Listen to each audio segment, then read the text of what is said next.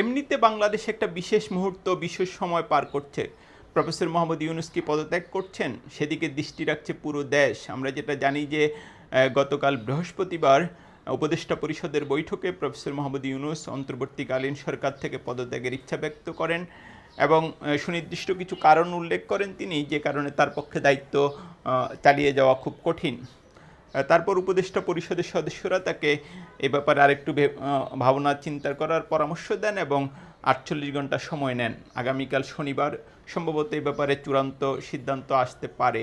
এরই মধ্যে জাতীয় সরকার গঠনের একটা গুঞ্জনও শোনা যাচ্ছে। এমনিতে জামাত একটা বিশেষ মানে জামাতের পুরো দৃষ্টিটা নিবদ্ধ ছিল সুপ্রিম কোর্টের দিকে। তাদের ইতিহাসে অন্যতম গুরুত্বপূর্ণ দুটি মামলা রায় হওয়ার কথা আগামী ৯-১০ দিনের মধ্যে, এবং স্বাভাবিকভাবেই জামাতের পুরো নেতৃত্ব সেদিকে খেয়াল রাখছিল।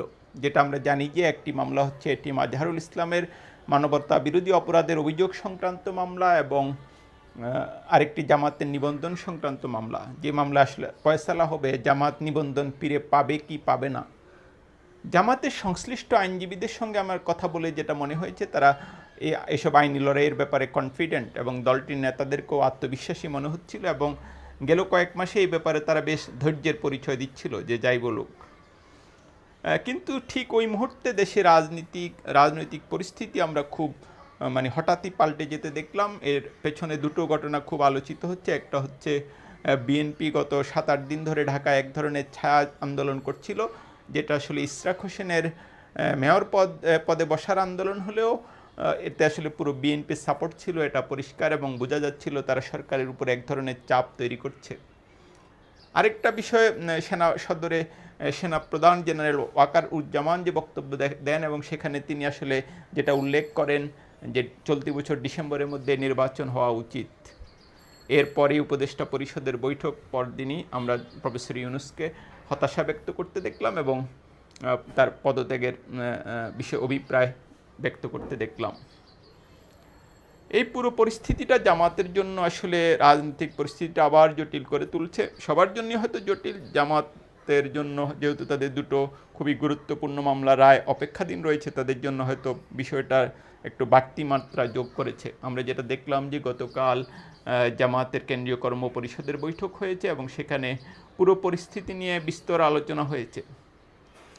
আলোচনা শেষে জামাতের আমির ডাক্তার শফিকুর রহমান প্রধান উপদেষ্টা প্রফেসর মোহাম্মদ ইউনূসের প্রতি আহ্বান জানান একটা সব রাজনৈতিক দলগুলোকে নিয়ে একটা বিশেষ বৈঠক আহ্বানের জন্য।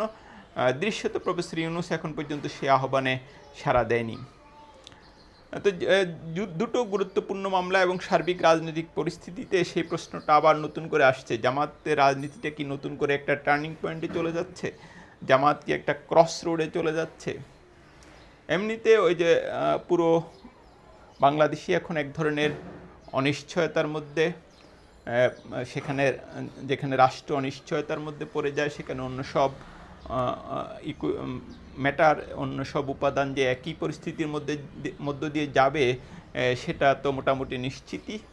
এই কঠিন চ্যালেঞ্জটা জামাত উতরাতে পারে কি না, বা কীভাবে উতরায় সেদিকে আসলে এখন জামাতের নেতাকর্মীরা দৃষ্টি রাখছেন।